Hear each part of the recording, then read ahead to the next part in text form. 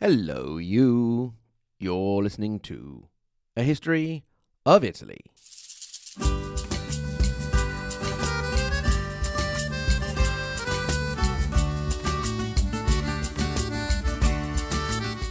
Episode 182, Cesare Borgia, Betrayal and Vengeance, 1502 to 1503. E così ritorno su, lascio I colli nelle valli, tra due salici piangenti, io ritrovo la speranza di un amore che ormai fu. My wife and I always have a plan B for our wedding anniversary. If we can't think of anything new or interesting or are just feeling lazy that year, we have our favorite little seaside escape destination. It is one of the many seaside towns of the Romagna area Adriatic coast. At first glance, it is like many other places along the coast, crowded with hotels, little shops and restaurants. However, if you wander round a bit, you will eventually find the main attraction of the town, a canal leading inland from the sea, lined on either side with more shops and restaurants, where you can eat some excellent fish dishes. We love to sit in the outside dining areas of the restaurants along the canal, do some people watching, have an aperitivo, and look at the traditional old boats moored in the canal. The town is Cesenatico, and this area with the canal, which makes it look like a little corner of Venice, is Porto Canale. The structure of the canal dates back over 5 centuries to the summer of 1502. The technological developments and inventions for keeping the canal from overflowing as well as keeping it clean were far beyond the time when they were built and still function to this day. So we must ask ourselves, who was alive in the early 1500s that had the level of skill far ahead of his time to design and build such an advanced system? The answer, of course, is easy: Leonardo da Vinci. Perhaps a more difficult question would be, who did he build it for? Then, of course, you, my dear constant listener, will know that he did it for the Duke of Romagna, whose capital was Cesena, and wanted a suitable port town for his capital. You also know that the Duke in question was Cesare Borgia. We last left off wondering what could possibly go wrong for him as he was building up his Duchy of Romagna bit by bit, having added such important areas such as Urbino and Pesaro. He and his father, Pope Alexander VI, were also in full control of the complex political situation in Rome. As the summer drew on, it seemed like the Borgias were all-powerful. In August of 1502, Cesare sent da Vinci around his possessions to check out the fortresses and defenses. Leonardo had a special sort of passport letter from Cesare, allowing him full access everywhere. In this period, he also developed a new kind of more effective gunpowder for his new employer, who was very much a fan of artillery. Da Vinci would remain in the service of Borgia until at least January 1503. The two men respected each other, but there was some suspicion that Leonardo may have actually been a spy, possibly for Florence or France, where he would soon be headed. In the meantime, all was not well among Cesare's captains. As we mentioned in the past episode, the recent conquests of Camerino and Urbino, and in particular the betrayal of the Lord of Urbino, Guidobaldo da Montefeltro, by Cesare, had the other local lords, some of whom were fighting for Borgia, a bit nervous.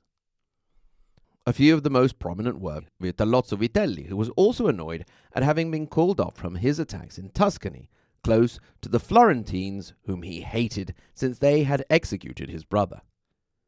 Another was Giampaolo Baglioni, Lord of Perugia, who had the added worry of being hated by his subjects, over whom he ruled with an iron fist. Present in the Borgia-bashing community were also the Bentivoglio family of Bologna. It is in Perugia that those who would soon be conspirators had their first serious meeting after the disappointments of trying to get the King of France involved in an anti-papal league. Everyone agreed that they wanted Cesare Borgia, Il Valentino, out of the picture, but they disagreed on how to do that. Some wanted to take up arms against him, Some wait and bide their time, and others thought a good old assassination would be the best way to go. Soon, events seemed to encourage the conspirators and make the decision for them. In October of 1502, a revolt broke out in Urbino, and Guidobaldo da Montefeltro made a momentary comeback. The naughty plotters sprang into action. Vitellozzo moved to help the rebellion in Urbino, while the Bentivoglio of Bologna moved against Cesare's city of Imola. Meanwhile, rebellions against Borgia were breaking out everywhere, and it seemed like the storm clouds were about to put an end to Cesare's moment in the sun. However, the unity among the conspirators didn't last long. They didn't manage to get Venice or France or Naples involved. The captains started having disagreements, which led to spaces that could be exploited by the Borgias and their extensive and highly effective spy network, and sooner than expected, a truce was reached thanks to the intervention of the Pope. That one didn't last long, but the next one seemed to. One by one, the captains decided to make peace with Borgia. On the surface, Cesare took back his captains into the fold, and all was forgiven. He had been the only one during the whole period to not lose his calm, to make his counter-moves, to keep everyone guessing, to keep them wondering what he was going to do next, and to bide his time. While all of this was going on, Cesare had to also sort out some internal affairs which would once again show all his ruthlessness and political savvy. In December 1502, Cesare had to go urgently to Cesena, his capital, where the population was dangerously restless. There had been a famine in the territory, and the people were starving. Cesare had moved quickly to buy as much grain as possible, but much of it had then disappeared. A commission was set up to investigate, and it seemed that Cesare's governor, Ramiro de Lorca, may have been involved in an illegal sale of grain. This suspicion was the last straw for the citizens who had come to hate de Lorca, who had governed them with an iron fist. Having said this, he had managed to bring order and stability. Nevertheless, the situation was at a tipping point, and rather than risk the blame being laid at his feet, Cesare was more than willing to sacrifice his governor. On Boxing Day 1502, which in Italy we don't call Boxing Day, but St. Stephen's Day, the people of Cesena woke up to find a rather gruesome sight on the public square. The body of their governor, Ramiro de Lorca, on show, a short distance from his severed head. Borgia had found a scapegoat for all the bad things that he could have been blamed for. The gesture was enough for Borgia to calm the situation. He then left Cesena for his next conquest. He would never return to his capital again. December had also seen Urbino and Camerino come back to the Borgia fold, not through military action, but politics and diplomacy, and Cesare was now ready to march on his next target, Senigallia. Senigallia is a seaside town in the modern-day region of Le Marche, province of Ancona. At the time, it functioned as the port city for Urbino. If you had Urbino, you would of course want to collect Senigallia to have the pair. Incidentally, Ancona submitted willingly to Borgia. He now sent his captains ahead to subdue Senigallia.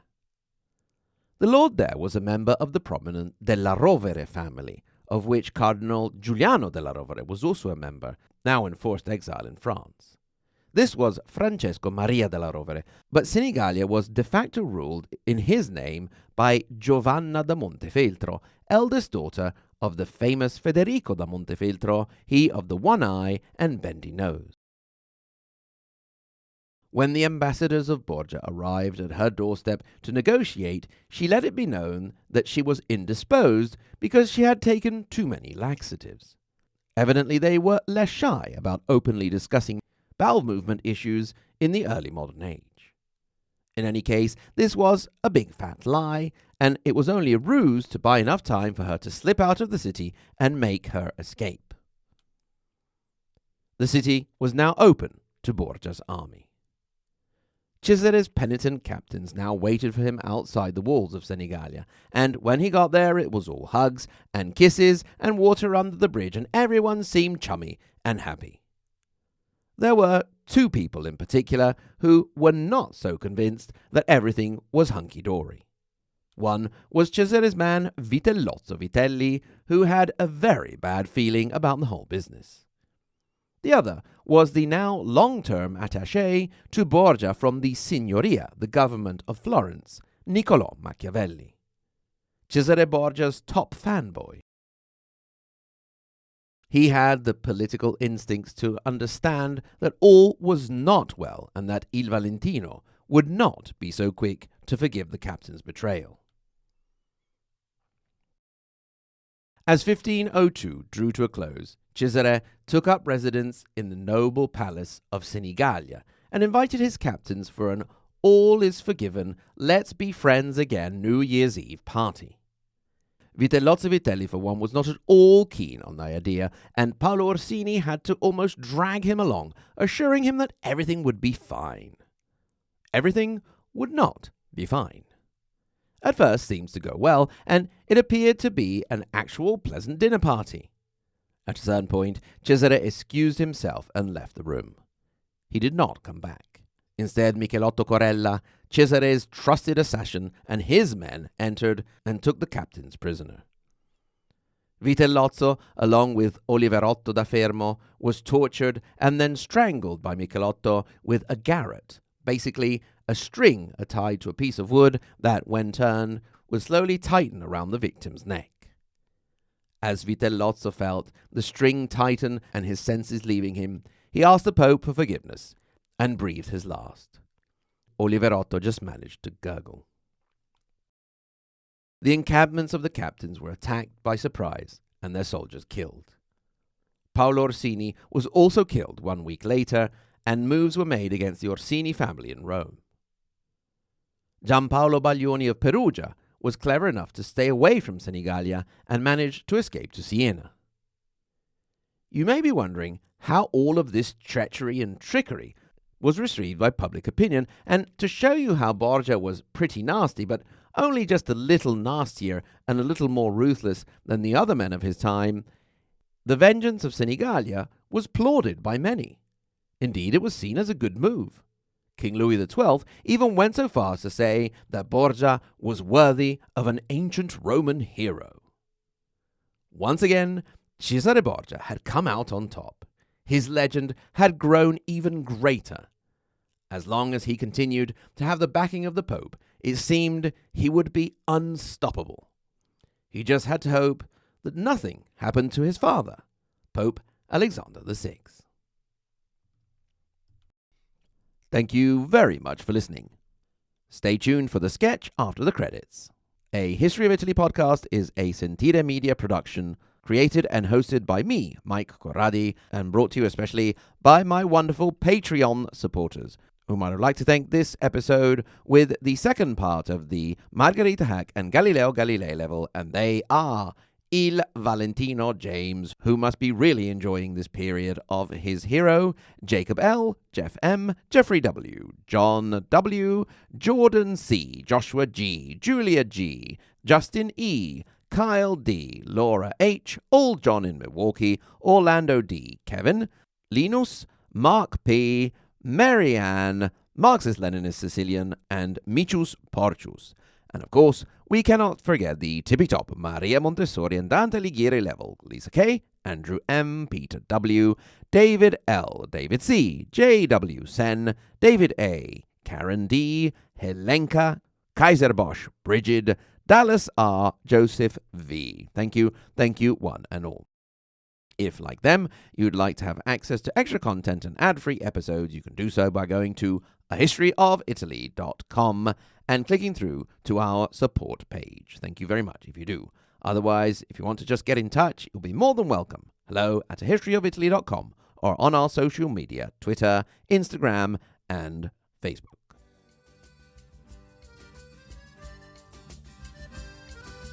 Once again, thank you very much for listening, and until next time, arrivederci.